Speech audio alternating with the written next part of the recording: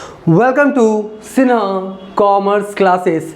क्या आपके सिलेबस में accounting for not for profit organisation जो चैप्टर है, जिसको हम लोग शॉर्ट फॉर्म में एनपीओ बोलते हैं, इस चैप्टर से रिलेटेड एमसीक्यू पढ़ना है तो ये वीडियो आपके लिए है। आज के इस वीडियो में मैं आपको 31 से लेके जहाँ तक हो सके एमसीक्यू बताने का कोशिश करूँगा। अभी तक मैंने accounting for not for profit organisation जो चैप्टर है, इससे रिलेटेड 30 एमसीक्यू क्या किया बता दिया है। नहीं देखा है तो वीडियो जाके क्या करेंगे देख लेंगे। वो जो आपका वीडियोस है, जब आप सिन्हा कॉमर्स क्लासेस चैनल के अंतर्गत जाएंगे, वहाँ पे आपको एक प्लेलिस्ट मिलेगा multiple choice questions accountancy class 12 का। उसमें वो सारे एमसीक्यू क्या है अवेलेबल है। आज हम लोग बात करेंगे 31 से लेके, देखते कहाँ तक जाता है। राइट, चलिए स्टार्ट करते हैं। सबसे पहले बोलता क्या है 31 में, entrance fees unless otherwise stated is treated as. कहने का मतलब है जो इंट्रेंस फीस है, प्रवेश शुल्क, किसी तरह का कोई इन्फॉर्मेशन ना दे, सिर्फ क्वेश्चन में दे दे क्या है इंट्रेंस फीस, आप उसे क्या मानेंगे? क्या वो रेवेन्यू रिसीट्स है, कैपिटल रिसीट्स है, लायबिलिटीज है या नॉन ऑफ दिस? तो जब इंट्रेंस फीस दे, प्रवेश शुल्क, राइट, और किसी तरह का और इन्फॉर्मेशन नहीं दिया हुआ है, तो हमको क्या मानना है? उसको रेवेन्यू रिसीट्स क्या मानना है? Revenue receipts. जब इंट्रेंस फीस लिख दे और किसी तरह का जिक्र ना करे कि आपका 50% कैपिटल मानिए, 40% कैपिटल मानिए, किसी तरह का कोई भी इंफॉर्मेशन ना दे, राइट, तो इंट्रेंस फीस को क्या मानना है आपको? Revenue receipts. कोई दिक्कत नहीं है जी। अब देखिए 32 क्या हो जाएगा आपका? Subscription received in advance. ये बहुत बार आ चुका है, रिपीटेड कोई क्वेश्चन हो रहा है, ठीक है, कोई बात नहीं है। बोलता है subscription received in advance. Subscription क्या किया आपने? एडवांस में ले लिया, तो आपके लिए क्या है? लायबिलिटीज है। सीधा सा बात है। आने वाला इनकम कोई आपने क्या किया? करंट ईयर में ले लिया। आने वाले साल का इनकम करंट ईयर में ले लिया, तो करंट ईयर के लिए क्या है? वो आपका क्या है? लायबिलिटीज। तो सब्सक्रिप्शन रिसीव्ड इन एडवांस क्या है? एसेट से नहीं, क्या होगा आपका? लायबिलिटीज है। क्या है? लायबिलिटीज। तो अगर देखा जाए 32 का करेक्ट आंसर कौन हो जाएगा आपका? B. Subscription received in advance क्या है मेरा? लायबिलिटीज। आई होप बातों को समझ रहे होंगे। उसके बाद 33 में देखिए बोलता क्या है, in receipts and payment account items entered are. मतलब जो रिसीट्स एंड पेमेंट अकाउंट्स है, राइट, उसमें कौन सा आइटम आपका इंटर्ड होता है, मतलब लिखा जाता है? कैपिटल आइटम्स, ठीक है, कैपिटल आइटम्स भी लिखा जाता है, रेवेन्यू आइटम्स वो भी लिखा जाता है। बोथ ए एंड बी, यानी ये ऑप्शन क्या है आपका? सही। ये क्या है आपका? सही ऑप्शन है। यानी कि जो आपका रिसीट्स एंड पेमेंट अकाउंट होता है, उसमें कैपिटल आइटम्स भी लिखते हैं और रेवेन्यू आइटम्स भी लिखते हैं। यानी पैसा कहीं से भी आया है, चाहे कैपिटल आइटम्स का चाहे रेवेन्यू आइटम्स का, वो लिखेंगे कहाँ? रिसीट्स एंड पेमेंट अकाउंट्स में। या रेवेन्यू पेमेंट्स या कैपिटल पेमेंट्स किए हैं, दोनों लिखाता है कहाँ? आपका रिसीट्स एंड पेमेंट अकाउंट्स में, कैपिटल रेवेन्यू दोनों, ठीक है जी। तो क्या हो जाएगा? Capital items, revenue items. C में बोलता है बोथ ए एंड बी, तो ए और बी क्या हो जाएगा? सही ऑप्शन होगा। तो 33 का सही ऑप्शन कौन है आपका? सी। आई होप सारी बातों को आप समझ रहे होंगे। उसके बाद 34 में क्या बोलता है? Income and expenditure account. मतलब इनकम एंड एक्सपेंडिचर अकाउंट में कौन सा लिखते हैं? सिर्फ और सिर्फ कौन लिखते हैं हम लोग? Revenue items. कौन लिखते हैं? Revenue items. याद रखिएगा, इनकम एंड एक्सपेंडिचर अकाउंट में सिर्फ और सिर्फ कौन सा आइटम्स लिखा जाता है? Revenue items. जो कैपिटल आइटम्स होता है वो कहाँ लिखते हैं? बैलेंस शीट में। कैपिटल आइटम्स कहाँ लिखते हैं? बैलेंस शीट में। तो इनकम एंड एक्सपेंडिचर अकाउंट में सिर्फ और सिर्फ कौन सा आइटम्स लिखते हैं हम लोग? Revenue items. तो 34 का सही ऑप्शन कौन हो जाएगा आपका? ए। आई होप बातों को समझ रहे होंगे। उसके बाद बोलता है 35 में, the transaction show in income expenditure accounts are. मतलब देखिए कोई बोलता है, वो इसी के जैसा थोड़ा सा घुमा के पूछ दिया है कि आपका इनकम एंड एक्सपेंडिचर अकाउंट में किस तरह का आइटम्स लिखा जाता है? Revenue nature. बिल्कुल सही है। कौन सा लिखते हैं हम लोग? Revenue nature. कौन सा? रेवेन्यू नेचर का लिखते हैं। कैपिटल नेचर वाला कहाँ लिखते हैं? बैलेंस शीट में। और एक बात, आपका not for profit organization chapter से रिलेटेड एक प्ले लिस्ट क्या अवेलेबल है, राइट। क्लास 12 अकाउंटेंसी का जो बुक है डॉक्टर एस.के. सिंह का, SBPD पब्लिकेशन, उससे रिलेटेड में जितने भी क्वेश्चंस हैं सभी का सलूशन बना दिया हूं। अगर आप accounting for not for profit organization concept के साथ पढ़ना चाहते हैं तो प्लेलिस्ट अवेलेबल है। सारे क्वेश्चंस जो आपका ये बुक है ना, आपका class 12 accountancy doctor SK Singh SBPD publication book edition 2023 से 24, इस आपका बुक से रिलेटेड जो चैप्टर है नॉट फॉर प्रॉफिट ऑर्गेनाइजेशन, सारे क्वेश्चंस मैंने क्या किया, सॉल्व कर दिया है। नहीं देखा तो जाके देख लेंगे, ठीक है। तो 35 का कौन सा हो गया आपका, ऑप्शन ए। अब 36 में देख लीजिए, donation receipt for special purpose. देखिए आ गया जी, डोनेशन आपने लिया है, दान मिला है special purpose is accounted as. तो डोनेशन आपने स्पेशल पर्पस के लिए मान लेते हैं, आपका लाइब्रेरी बनाने के लिए, स्कूल बनाने के लिए, आपका अनाथालय बनाने के लिए, मंदिर बनाने के लिए, मस्जिद बनाने के लिए, तो कोई स्पेशल पर्पस के लिए डोनेशन मिला है तो वो असेट्स है, क्या है, नहीं, वो क्या है आपका लायबिलिटीज। क्या है आपका लायबिलिटीज, ठीक है। लायबिलिटीज इसलिए है कि स्पेशल पर्पस के लिए मिला है, राइट, और आपको क्या करना है, उस चीज पे आपको खर्च करना है जिस पर्पस के लिए आपको मिला है, तो वो कहाँ शो करेगा, बैलेंस शीट के लायबिलिटीज साइड में, ठीक है। हाँ, अगर आपका डोनेशन लिखता है स्पेशल पर्पस और इसमें कैपिटल रिसीट्स लिखता, क्या लिखता है, कैपिटल रिसीट्स, तो स्पेशल पर्पस के लिए डोनेशन मिलता है तो कैपिटल रिसीट्स भी उसको मानते हैं, बात समझे ना। और जनरल पर्पस के लिए रहेगा तो रेवेन्यू आपका रिसीट्स, तो यहाँ पे तो वो कैपिटल रिसीट्स का ऑप्शन नहीं है, तो क्या मानेंगे, लायबिलिटीज, क्योंकि कहां दिखाई पड़ेगा, स्पेशल डोनेशन बैलेंस शीट के लायबिलिटीज साइड में, तो इसका कौन सा ऑप्शन हो जाएगा आपका बी, ठीक है। 37 का बात कर लें, main source of income of not for profit organisation. Not for profit organisation जो आपका होता है उसका मेन सोर्स क्या होता है इनकम का, subscription, special donation, legacy, entrance fees. Main कौन होता है, सब्सक्रिप्शन, कौन होता है, सब्सक्रिप्शन, ठीक है जी। चंदा से क्या होता है आपका, क्या होता है, जो नॉट फॉर प्रॉफिट ऑर्गेनाइजेशन है वो क्या करता है, रन करता है, ये सब से भी पैसा आता है, एंट्रेंस फीस, लेगेसी, डोनेशन से भी पैसा आता है, लेकिन मेन इनकम कौन होता है आपका, सब्सक्रिप्शन। तो 37 का कौन हो जाएगा आपका ए। आई होप बातों को समझ रहे होंगे। उसके बाद कुछ कैलकुलेशन वाला भी क्वेश्चन है, देखिएगा बोलता है क्या क्वेश्चन में, total assets at the end of the year. देखिए लिख दिया at the end of the year, मतलब साल के अंत में आर कितना है, 2,25,000। कहने का मतलब है टोटल एसेट्स कितना है, 2,25,000, और एक्सटर्नल लायबिलिटीज कितना है, 1 लाख। यानी टोटल एसेट्स कितना है, 2,25,000, और एक्सटर्नल लायबिलिटीज कितना है, 1 lakh. If the surplus for the year, और बोलता है सरप्लस हुआ है ड्यूरिंग द ईयर, सरप्लस कितना हुआ है, 20,000। तो क्या फाइंड आउट करना है, opening capital will be, opening capital क्या होगा। कहने का मतलब है कि हमको क्या करना है, ओपनिंग कैपिटल फाइंड आउट करना है, तो पहले कुछ कैलकुलेशन करना पड़ेगा। देखिए यहाँ पे मैं करके बताता हूँ। ये कितना नंबर क्वेश्चन का है, क्वेश्चन नंबर 38 का बता रहे हैं, ठीक है। ये क्वेश्चन नंबर कितना का बता रहे हैं हम, 38 का, ठीक है। सबसे पहले क्लोजिंग कैपिटल निकाल लीजिए, सबसे पहले क्या निकाल लीजिए, क्लोजिंग कैपिटल फंड बोलेंगे, कैपिटल है क्लोजिंग कैपिटल फंड, ठीक है जी। Closing capital fund, closing capital fund कैसे निकलेगा, मैंने फॉर्मूला बता दिया है, एसेट्स माइनस एक्सटर्नल लायबिलिटीज। जब एसेट्स में एक्सटर्नल लायबिलिटीज को माइनस कर देंगे क्या निकल जाएगा मेरा, क्लोजिंग फंड, ठीक है। तो आपका एसेट्स कितना है, 2,25,000, एसेट्स कितना है, 2,25,000, और एक्सटर्नल लायबिलिटीज कितना है आपका, 1 लाख।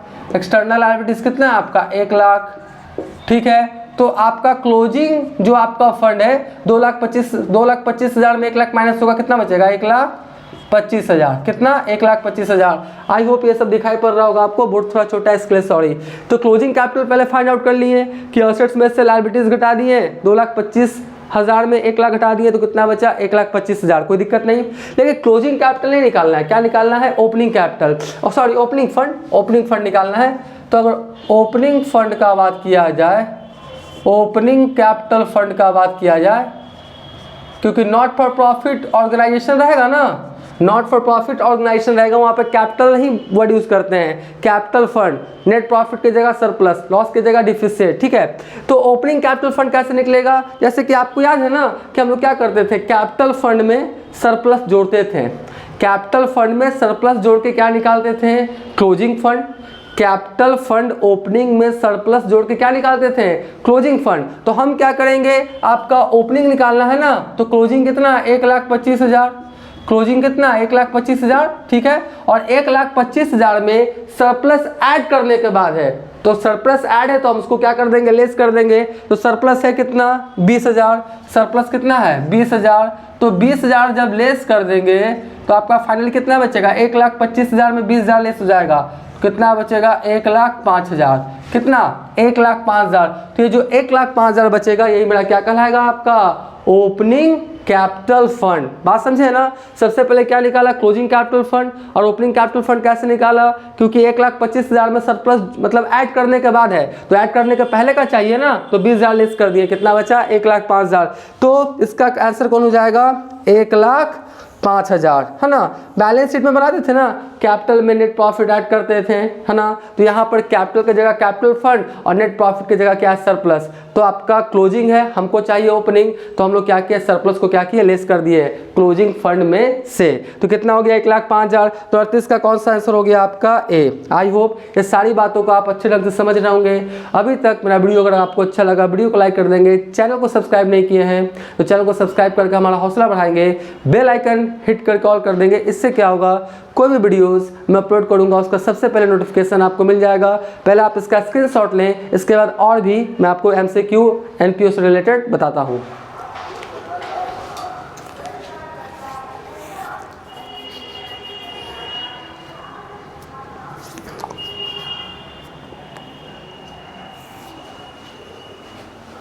आई होप आपने इसका स्क्रीनशॉट ले लिया होगा। अब मैं और आपको MCQ बताता हूं।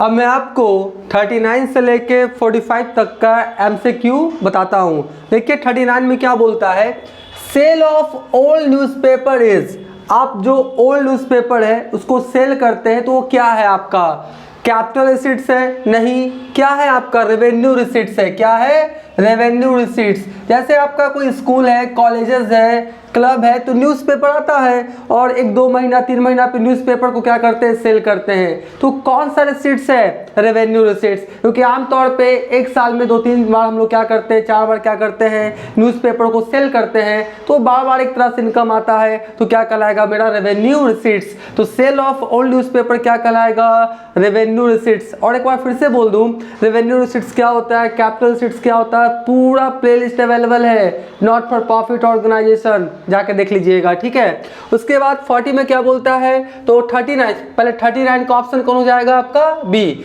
उसके बाद 40 में बोलता है income and expenditure related to prize fund. देखिए ये फंड बेस्ड अकाउंटिंग है, क्या है, फंड बेस्ड अकाउंटिंग। और फंड बेस्ड अकाउंटिंग क्या होता है, थोड़ा सुन लीजिए, जिस पर्पस के लिए फंड रखा जाता है नॉट फॉर प्रॉफिट ऑर्गेनाइजेशन में, जिस पर्पस के लिए फंड रखा जाता है नॉट फॉर प्रॉफिट ऑर्गेनाइजेशन में, उस पर्पस से रिलेटेड कोई रिसीट्स होता है तो उसी फंड में जाके ऐड होता है, और उस पर्पस से रिलेटेड किसी तरह का कोई खर्च होता है तो उसी फंड में से क्या होता है, लेस होता है। ऐसे मैच फंड हो सकता है, राइट, प्राइस फंड हो सकता है। बात समझ रहे हैं ना। तो बोलता क्या है कि income and expenses related to prize fund कहाँ दिखाते हैं हम लोग, तो कहाँ दिखाते हैं, बैलेंस शीट के लायबिलिटी साइड। तो देखिए आपका बोलता है आपका इनकम एक्सपेंडिचर अकाउंट नहीं, asset side of balance sheet नहीं, liability side of balance sheet. बिल्कुल सही है जी। इसका आंसर कौन हो जाएगा कि जो फंड बेस्ड अकाउंटिंग होता है उसका ट्रीटमेंट कहाँ होता है, बैलेंस शीट के लायबिलिटी साइड। तो 40 का कौन सा आंसर हो जाएगा आपका सी, ठीक है जी। अब बात करते हैं 41, बोलता है life membership fees of non trading concern. Life membership fees, एक बार फीस दिया, लाइफ टाइम के लिए क्या हो गया, मेंबर्स बन गया, तो आपका साल में एक आध बार मिलेगा और 1 साल से ज्यादा से रिलेटेड है, तो ये क्या हो जाएगा मेरा कैपिटल रिसीट्स। क्या हो जाएगा, कैपिटल रिसीट्स, पहला ही ऑप्शन है, क्या हो जाएगा मेरा कैपिटल रिसीट्स। और एक बात बता दूं कि मैं इस बुक से बना रहा था ना, मैं इस बुक से क्या कर रहा था, आपका MCQ बना रहा था, तो बहुत सारा क्वेश्चंस क्या रिपीटेड है, बहुत सारा क्वेश्चंस क्या रिपीटेड है। तो आप ये मत समझ जाइए कि 41 इसमें 41 होगा, तो हो सके इसमें 33, 34 मिल सकता है। बात समझ रहे हैं ना। तो आप छोड़िए ना, इस बुक को छोड़ दीजिए, सीधा क्वेश्चन लिखा हुआ है, आंसर यहाँ से मिलाएं, क्योंकि बहुत सारा क्वेश्चन रिपीटेड था, एक ही क्वेश्चन बार बार लिखने की कोई आपका जरूरत नहीं है, ठीक है। तो आपका कौन हो जाएगा 41 का कैपिटल रिसीट्स। उसके बाद 42 legacy should be treated as. देखिए लेगेसी क्या होता है, विरासत या वसीयत में नॉट फॉर प्रॉफिट ऑर्गेनाइजेशन को आपका कहीं से क्या होता है, पैसा मिलता है, रिसीट्स होता है, तो वो बार बार नहीं मिलता है, कभी कदार क्या होता है आपका मिलता है। तो क्या है, एसेट्स है, रेवेन्यू रिसीट्स है, कैपिटल रिसीट्स है, नॉन ऑफ दिस। तो इसका कौन सा हो जाएगा, कैपिटल रिसीट्स। कौन हो जाएगा? Capital assets. क्यों? क्योंकि कभी कभी मिलेगा, सीधा सा बात है, हमेशा मिलता नहीं है। क्या मिलता है? कभी कभी मिलता है, राइट। और आपका 1 साल से ज़्यादा से रिलेटेड है तो लेगेसी हो चाहे लाइफ मेंबरशिप फीस हो, क्या कराएगा? Capital assets. तो आपका 42 का आंसर कौन हो जाएगा? आपका सी, ठीक है। उसके बाद बोलता है स्पेशल डोनेशन। अरे स्पेशल डोनेशन है तो वो कैपिटल एसेट्स है। क्या है? कैपिटल एसेट्स, पहला ही ऑप्शन है। स्पेशल पर्पस के लिए अगर आपको डोनेशन मिला है वो क्या है? Capital assets. बिल्डिंग बनाने के लिए, लाइब्रेरी बनाने के लिए, मतलब स्पेशल पर्पस के लिए डोनेशन मिला है तो कैपिटल एसेट्स। हाँ, अगर यहाँ पे लिखता है जनरल पर्पस, जनरल डोनेशन, तो क्या होता है मेरा? Revenue receipts. तो जनरल रहे डोनेशन या सिर्फ डोनेशन लिखे तो रेवेन्यू रिसीट्स। हाँ, अगर स्पेशल वर्ड यूज कर दे डोनेशन के साथ तो उसे क्या मानना है? Capital receipts. आई होप मेरी बातों को समझ रहे होंगे। उसके बाद 43 का हो गया ऑप्शन ए। 44 का बोलता है आउटस्टैंडिंग सब्सक्रिप्शन इज एन, मतलब करंट ईयर से रिलेटेड सब्सक्रिप्शन लेना था, करंट ईयर में नहीं लिया तो मेरे लिए क्या है? असेट्स। सीधा सा बात है, इनकम कौन सा हो जाएगा मेरा? असेट्स। कौन सा? असेट्स। इसका कौन सा आपका आंसर हो जाएगा? 44 का बी। करंट ईयर से सब्सक्रिप्शन लेना था, करंट ईयर में नहीं लिया तो आज नहीं तो कल लेंगे, सीधा सा बात है। तो मेरे लिए क्या है? असेट्स। और नेक्स्ट ईयर का या आने वाले साल का सब्सक्रिप्शन करंट ईयर में ले लिया तो मेरे लिए क्या था? लायबिलिटीज। इसके पहले मैंने बताया है। तो 44 का कौन हो जाएगा? आपका बी। और 45 में देख लीजिए रिसीट्स एंड पेमेंट अकाउंट। कौन सा रिसीट्स एंड पेमेंट अकाउंट है आपका? रियल अकाउंट है, पर्सनल नहीं। कौन सा अकाउंट हो जाएगा आपका? रियल अकाउंट, क्योंकि ये कैश से रिलेटेड है ना। कैश कहाँ से आया, कैश कहाँ से गया, तो रिसीट्स एंड पेमेंट अकाउंट कौन सा अकाउंट है मेरा? Real account. और इनकम एंड एक्सपेंडिचर कौन सा अकाउंट है मेरा? नॉमिनल अकाउंट, ठीक है। तो इस तरह से मैंने 39 से लेकर 45 तक का मैंने क्या किया? एमसीक्यू बता दिया। आप इसका भी क्या करें? पहले स्क्रीनशॉट ले लें।